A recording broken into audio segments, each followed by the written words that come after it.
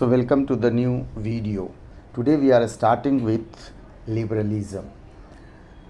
Liberalism is a political ideology that replaced the monarchical system in Europe, and it started with the French Revolution.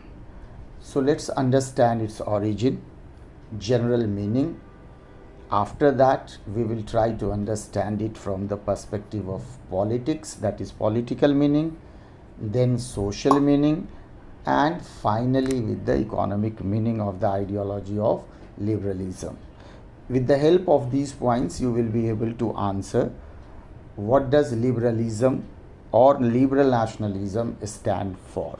So if you look at origin of this term, the term liberalism is derived from the Latin word liber, meaning free. So it is important to keep in mind that in its origin, the idea of liberalism emphasizes on freedom.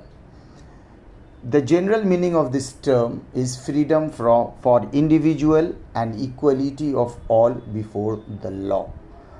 This is very important in the age of monarchical system and the age in which there was no freedom.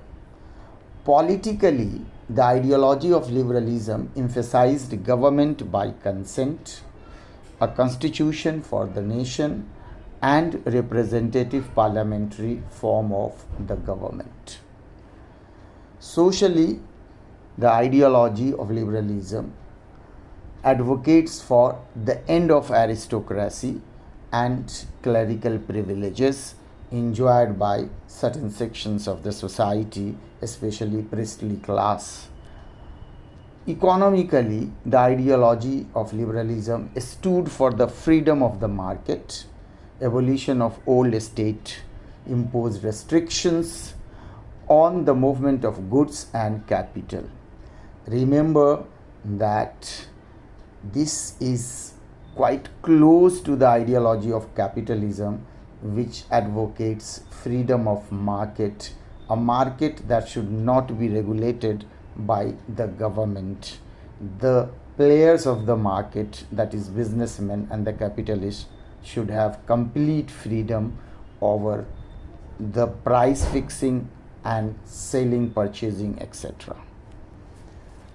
So this is how we have completed the meaning of liberalism. Now we are moving to the next part. Next part of this ideology deals with the drawbacks, that is limitations or criticism of the ideology of liberalism.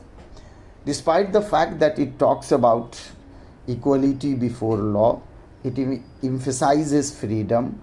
However, the idea of equality before law doesn't mean universal suffrage. Right to vote was not granted to every member of the society. Then the question arises, who were granted? So right to vote was granted only to those who had property and only men, not women. Thus the women were excluded from the idea of voting rights. Now we are moving to the next development in this sequence. The right to vote was granted to all men only during the period Jacobins ruled after the French Revolution. Then what happened, that the journey of French Revolution continued. However, there was a interruption, and that was led by Napoleon. Napoleon came to power and he went back to the limited suffrage for men. And here keep in mind that only the propertied men were allowed right to vote. Secondly, what he did, that he reduced women to the status of minor, where he allowed father or the husband to control or control the women. Thus, we are moving now to the next point, the point which basically try to highlight the development with regard to the voting rights in 19th and 20th century. the non-propertied men and all women continued to struggle for voting right. They demanded equal political rights and struggled for acquiring it. And the journey continued till the middle of the 20th century. Here, just I would like to give you an example that New Zealand is the first country in the world which granted right to vote to the women in 1870s. So this is how we have completed the entire idea of liberalism and its limitations. Now we are moving to the next idea, that is political condition of Germany in the first half of 19th century. So you can say the political condition of Germany in 1850.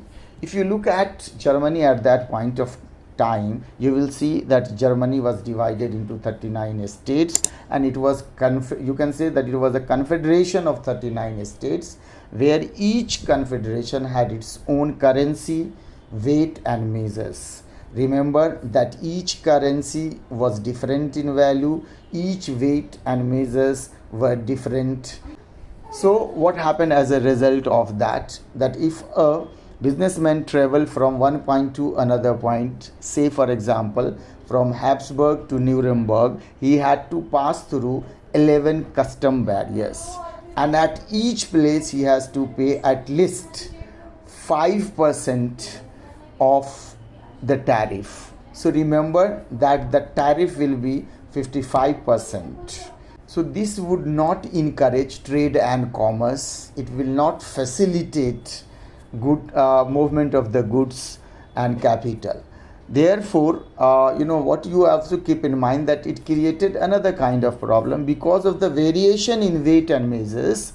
Calculation of the tax was not only complex but also tedious. Rate of the payments, as I said earlier, varied from place to place. So these were the problems existing in 1850s in the Confederation of Germany, which had 39 states at that point of time.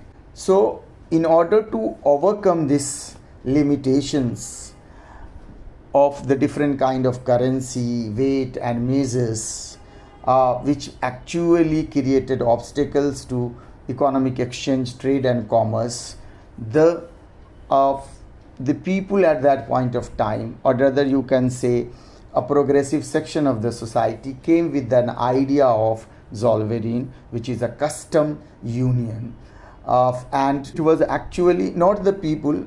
In order to overcome these limitations, Prussia led a movement and it created a custom union, and it was joined by the federations of Germany.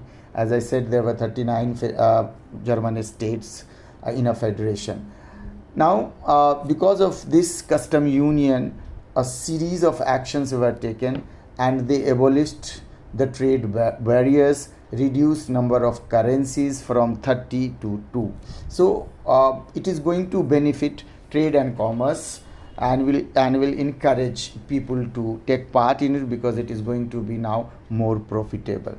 Second important development at that point of time happened with regard to the transport and communication. So railway networks were created, and it stimulated trade and commerce, and it also helped in national unification. So what we see, that there is a link between economy and nationalism. That is why in general economic nationalism in the world is successful. Even in India, Indian nationalism was economic nationalism, as advocated by the famous historian on nationalism, that is Bipin Chandra. Now we are moving to the next point. Here what happened, because of these two developments, that is custom union and the railways network, a wave of economic nationalism surged and strengthened the sentiment of nationalism. Remember, we are studying these in the context of nationalism, and in order to understand how nationalism grew over a period of time and helped in overcoming the authoritarian monarchical system. Political integration of the regions with each other therefore, at the end, led to the development of nationalistic unification of the people and the territory together. That's all for this unit.